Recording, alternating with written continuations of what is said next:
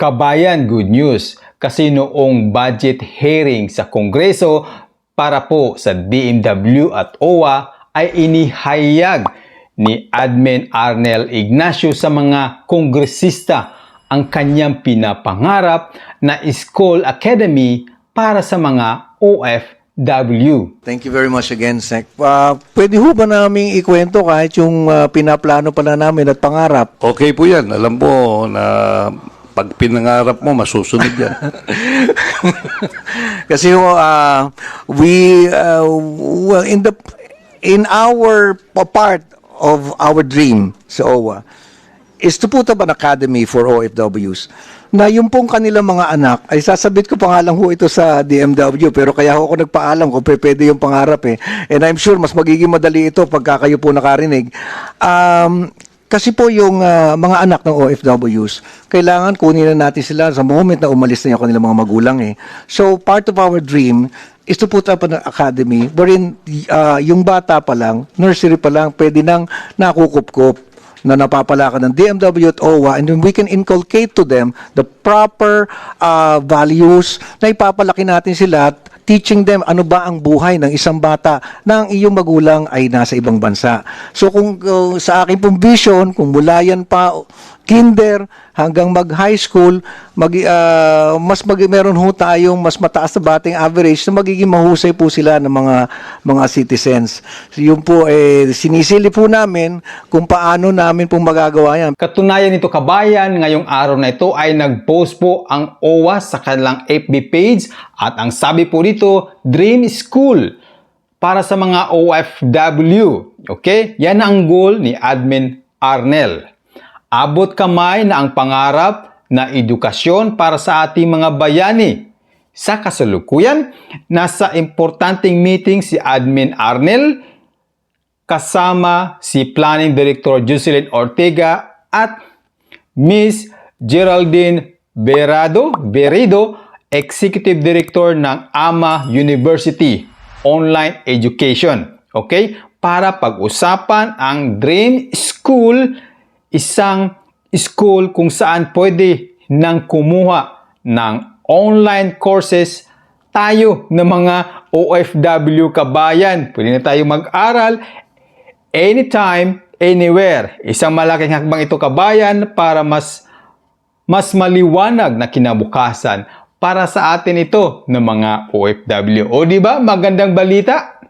At bukod nito kabayan ay pinakita din ni OWA Admin Arnel Ignacio sa mga kongresista ang mga accomplishment na ginawa ng OWA.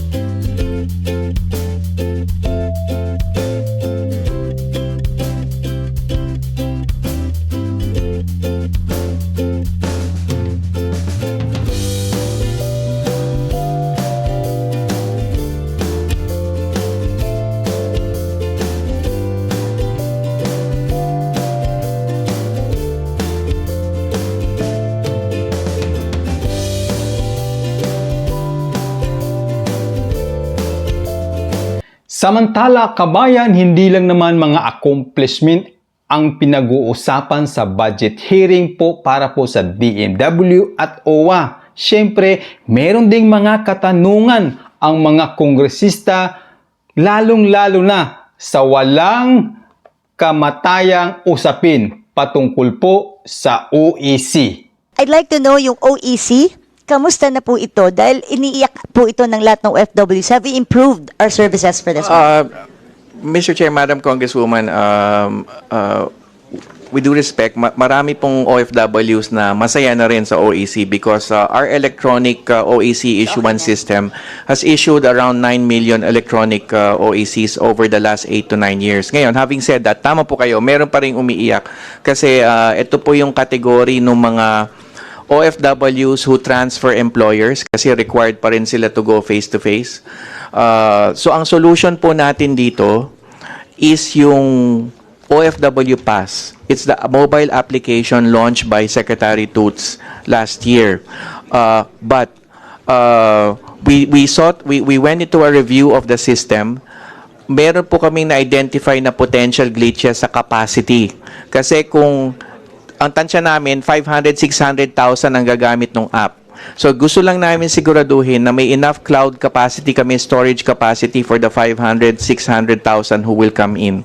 So we're working on that. We've worked on that actually. So now we are on the stages of working out the security features with the DICT. Okay. May na-identify silang vulnerabilities. Usap kami ni Sec Ivan the other day.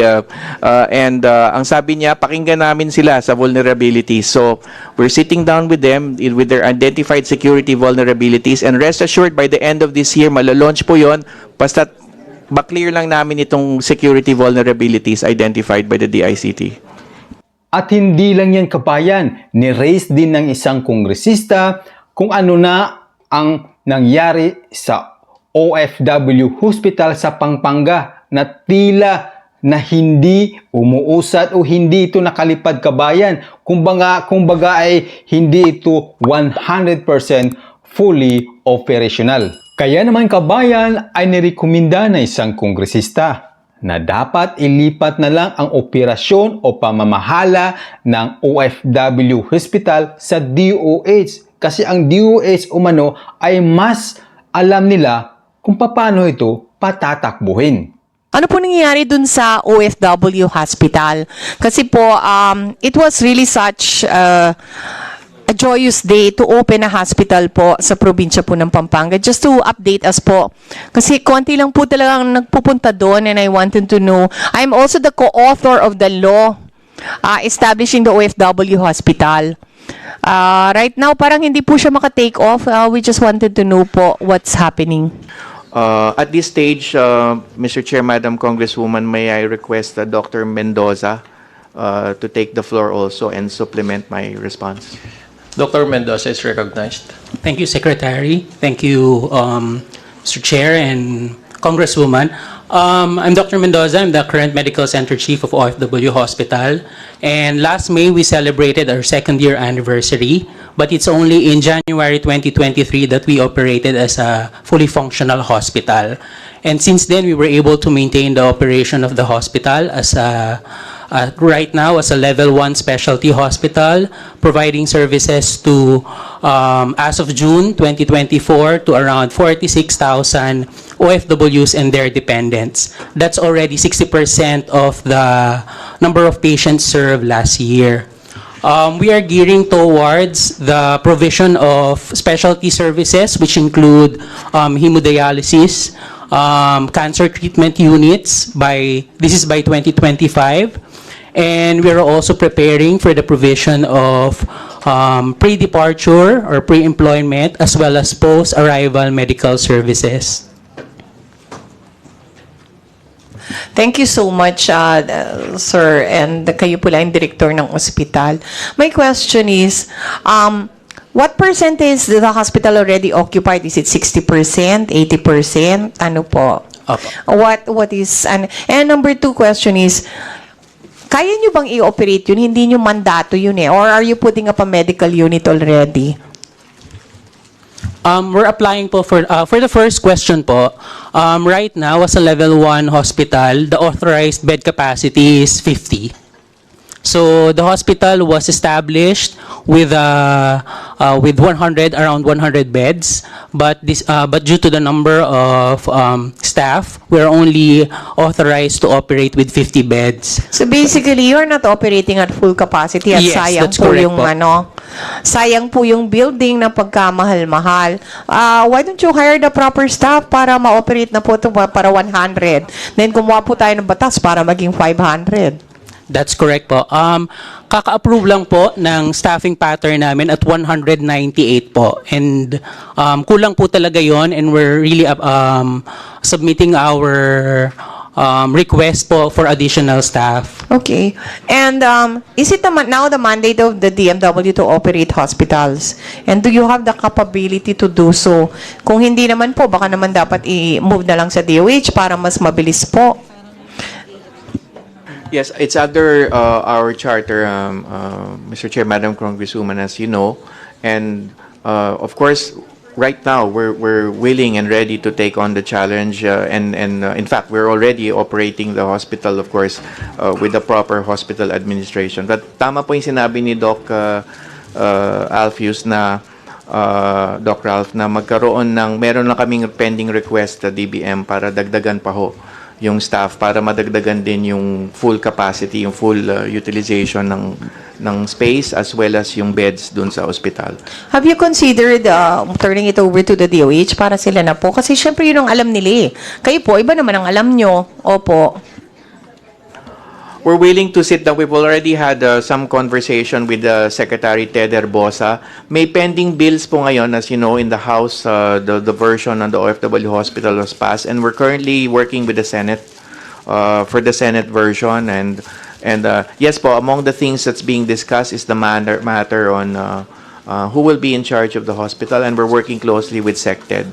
At hindi lang yang kabayan, dahil na nga po na-alarma na ang mga kongresista dahil marami mga kapwa natin na OFW ang namamatay, marami ang mga kapwa natin OFW na merong kaso, lalong-lalo na dyan sa Middle East. Kaya naman, tinanong nila ang DMW kung libre ba ang mga legal services, yung pag-hire ng mga abogado, pag-hire ng mga translator, yung tinatawag na nilang paralegal during court hearing dyan po sa Middle East. Yung mga may cases na OFWs na being charged in court, nagbibigay ba kayo ng free legal assistance Yes. dito? Yes, we do. Kasi, Mr. Chair, during our consultation with migrant workers organizations, na-mention po nila na limitado at mahirap ma-access ang free legal assistance ng DMW. Gusto po nating malaman kung bakit. Yun po yung isa sa mga lumabas. For example, sa Middle East, contract substitutions of OFWs like cleaners in the United Arab Emirates, iba ang kontrata na pinirmahan versus sa host country. Tapos, as for illegal recruitment cases targeting OFWs sa labas ng bansa, pag nilalaban sa DMW, wala raw jurisdiction kasi nangyari sa labas or host country. And third, para po buo na natin sagutin, yung Philippine nationals are victims but no legal assistance is given to them para matulungan silang magkaso. Yun po yung mga nakarating sa amin na reports from migrant workers. We would definitely like to know kung sino po yung saan sila nahirapan. We will definitely take this up with the labor attaché in charge, but we know for sure that with the 24 legal retainers and the ongoing hiring of internal counsel, legal counsel, this service is open to everybody for free who will need them, of course.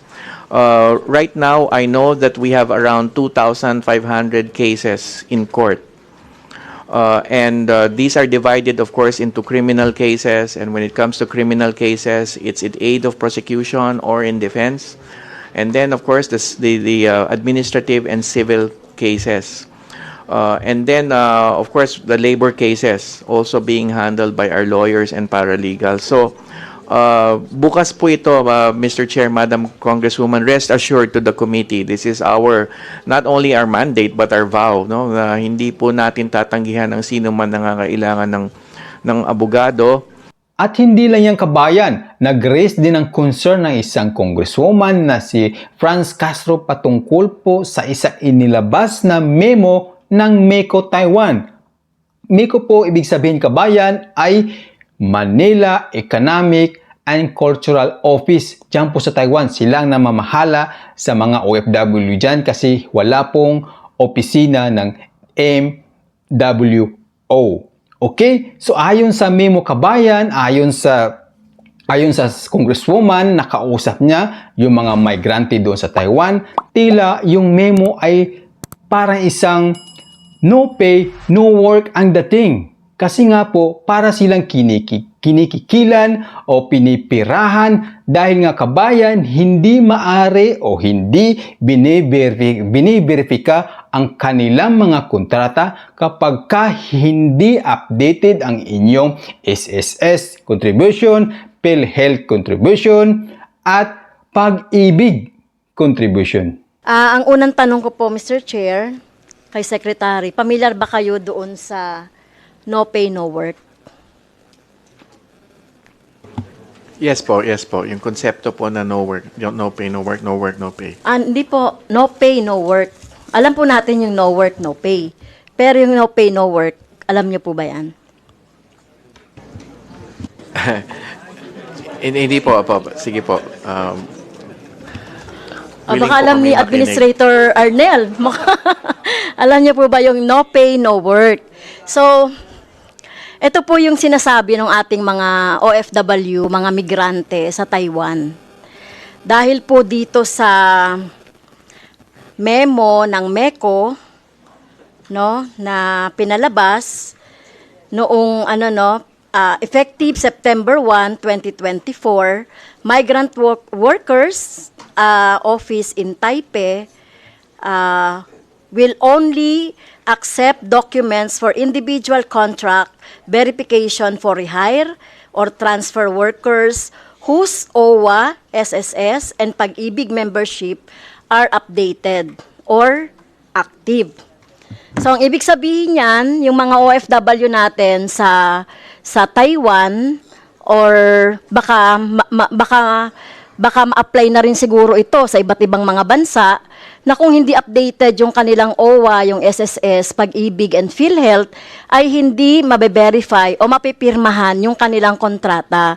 So that's why sinasabi nila, kapag hindi nyo nabayaran itong mga mandated, I understand, mga mandated po ito, no, na mga fees.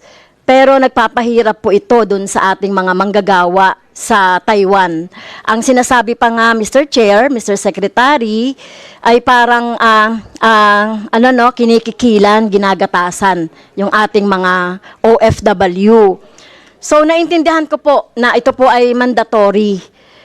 Pero kailangan din nating pag-isipan ito sa gitna po ng krisis na nararanasan po ng ating mga OFW. Kasi una-una, Mr. Chair, sinasabi nila, halimbawa itong SSS, mayroon niyang katapat na binabayaran din ng mga OFW na sinasabi nila yung SSO, na kapag sila ay na ospital, ay totally bayad, no? Lahat ang medication and at whatever, kapag ikaw ay OFW dito.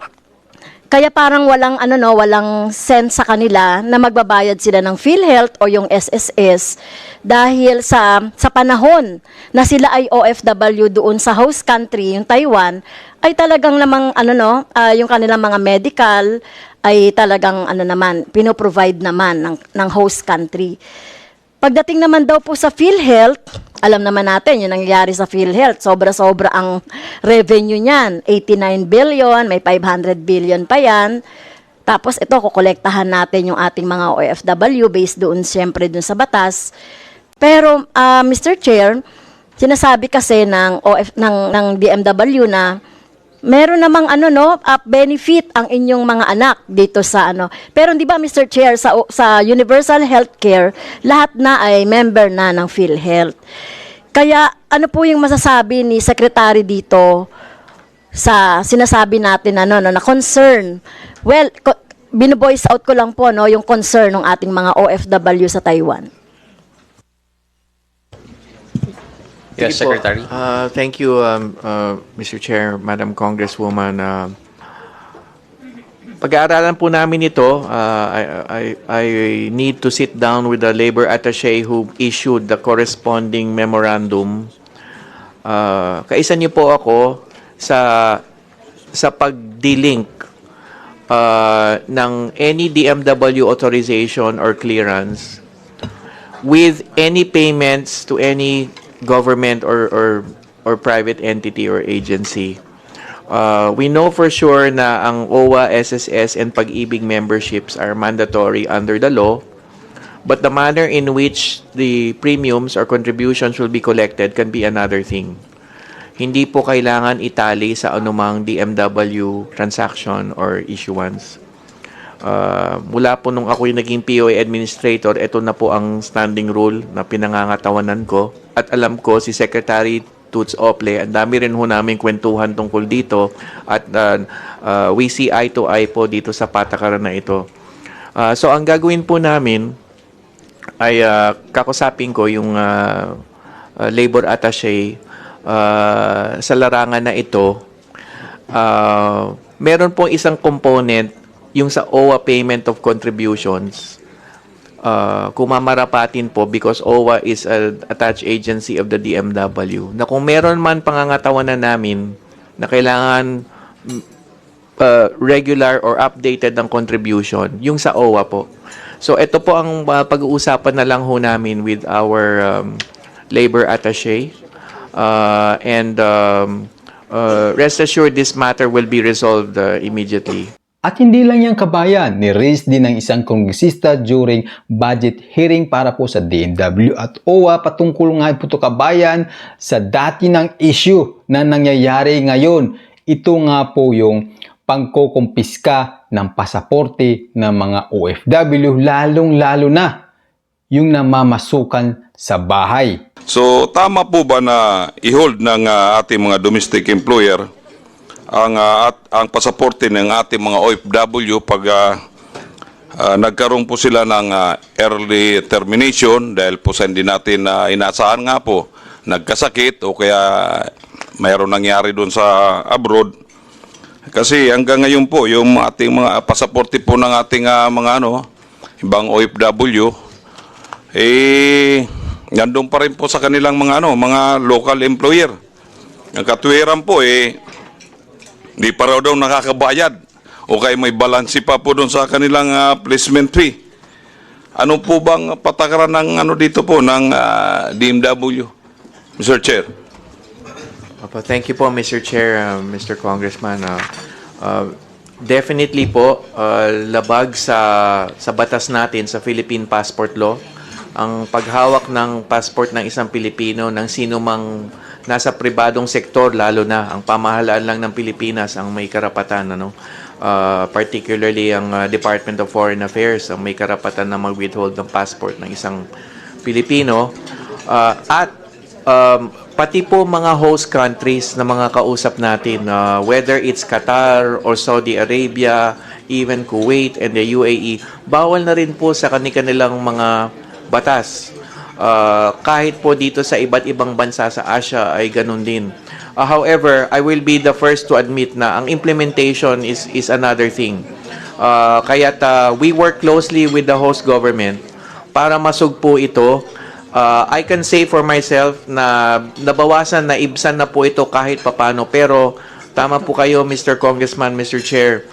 Marami pa rin ho talaga nagbabiolate. Kaya't ang strategy po namin, una, information campaign, pagpapaabot alam bago pa man umalis ang worker na hindi dapat ibigay ang kanyang pasaporte. At number 2, ay working closely with the host government para maisugpo yung itong pagkumpiska ng passports at hindi po, para po ma-penalize from the host country side yung employers nila at yung mga kung recruitment agency doon ang may sala o recruitment agency dito para ma-penalize din po sila.